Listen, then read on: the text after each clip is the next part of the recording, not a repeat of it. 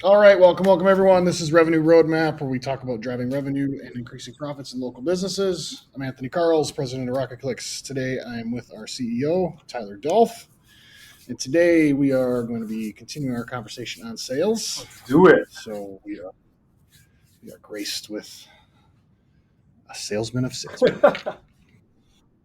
from the lineage of Dolphs. Yes. And they're all salesmen. Yeah, there's 4 or 5 So in my we, family. yeah, you guys are, you're the masters.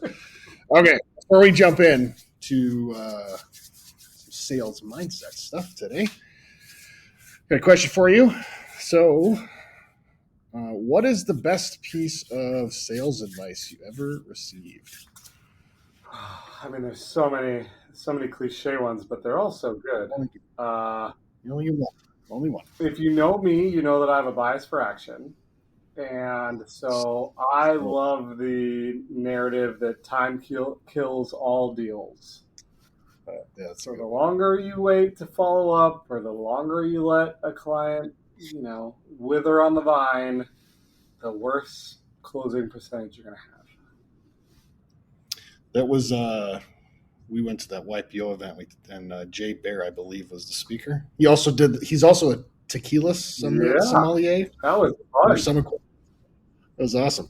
But yeah, he talked about speed as well, and that was a great conference. Yes, it was. It's a good one. All right, so today we're gonna be talking about how salespeople drive entire economies, just some mindset things that we should get right. So let's just talk about what is selling as a career. What does that mean? What's the opportunity look like? Like, tell me more about that. Yeah, I think like you mentioned, my family, my father, grandfather, my brother are all in sales. We're all in different types of sales. My grandfather owned a used car lot, and he was in the traditional, making a deal, trying to sell cars. My dad was a pharmaceutical salesman, so he would meet with doctors on a regular basis and help promote new pharmaceutical drugs. I often would say that my dad was a um, drug dealer, but like the legal ones. And my brother sells custom packaging. They're all on different commission plans and salary and industries, but the commonality is we are all trying to help grow the businesses we're a part of and create jobs and create opportunities and ultimately sell something that we truly believe in. Yeah. So what would you? I guess what's been your biggest love of sales, and what's been the thing that you like the least? Ooh. I love the hunt. I love the chase. I love the new opportunity to create a conversation and to be able to create a relationship out of thin air. I think that's really fun and exciting and kind of a game I get to play all day, every day.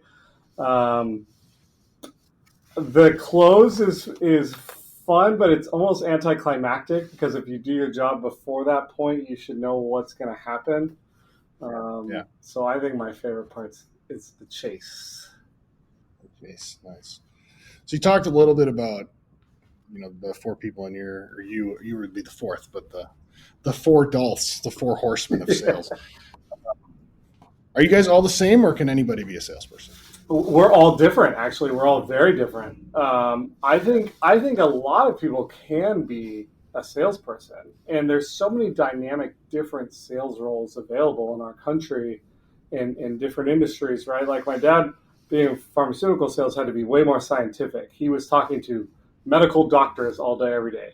He couldn't be fun and goof around. Kind of, I think I have more of a fun free energy. He's very serious, and he knows his stuff. And when I was a kid, I remember going to like go to work with your kid day or whatever, or with your dad day, and he traveled, like he just drove in his car and would go to different offices, and we'd make 5 or 6 sales calls a day. And I remember sitting here thinking about it. I remember his preparation.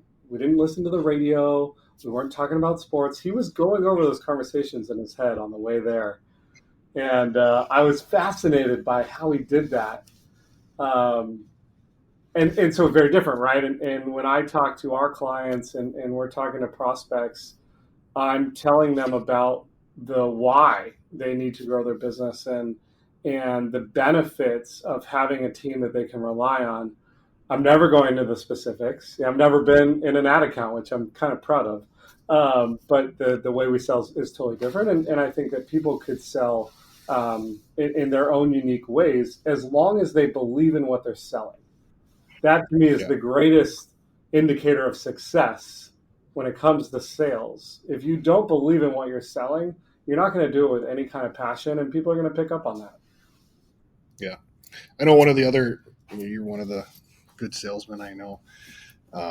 My sister is one of the great saleswomen I know, and she sells something that's very emotional. She works at the law firm that I'm a co-founder of, and she leads a sales team now. But she's by far the best salesperson there because she really believed in what we were doing. She believed so heavily in that we were the safest place for someone to go through what they were going to go through. Like once they got to us, we didn't feel like we had an opportunity to kind of remend that relationship, but we could not abuse that family. And she believed in that so much that she wasn't just good at sales. She was like the belief spokesperson basically. And they ate it all up. She honestly cared. And that's why she did so well there.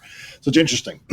So anybody can be a salesperson, comes in all different shapes and sizes and leans on belief. I think one of our episodes we talked about the most important sale and how to do that and why it's important. And that just comes right back to this belief. I mean, and we've talked about this in the past too, right? We're always selling. We're always selling, whether it's to our kids or to our spouse or to the mailman or the grocery store clerk.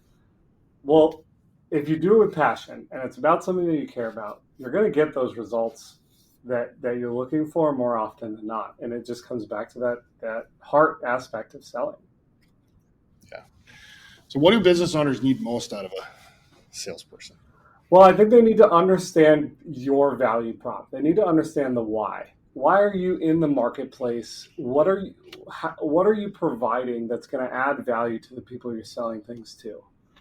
I think it'd be really hard to be like a sponge salesman or some random commodity thing. But even if you think about the Cutco knives guys, I mean, they think that those knives are the greatest knives that have ever been created on the planet.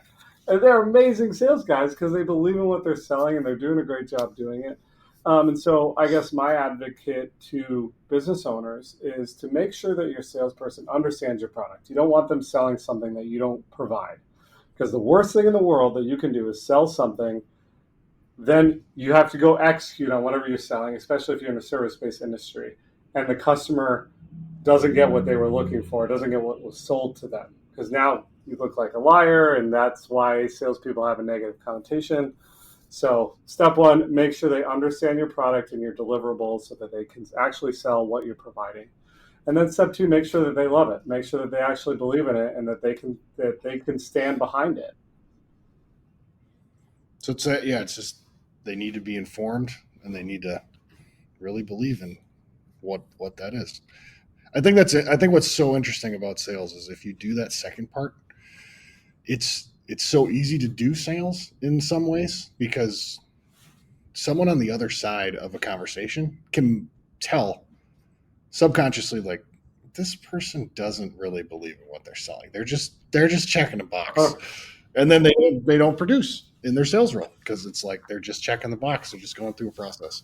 I think it's And those that are when you have a product or something that you love that you feel like you have to tell all your friends about, like that happens naturally. Yeah. Everyone does that. Like, oh my God, you got to see these shoes. They're so comfortable. Feature. Yeah. Well, if you have a great salesperson that believes in what you're doing, they get to do that all day long. They get to just tell people about this thing that they love. Yeah. That's what I get to do all day. With people. They love connecting with people and bragging on the thing that they're a part of. And it fills their cup because they're like, why wouldn't you want this thing? 100%. Of course you want this thing. If you don't have this thing, you're so silly. I want you to have it more badly than you want it. And that's what makes a good salesperson. And it's not out of aggressive malice. It's like they truly believe.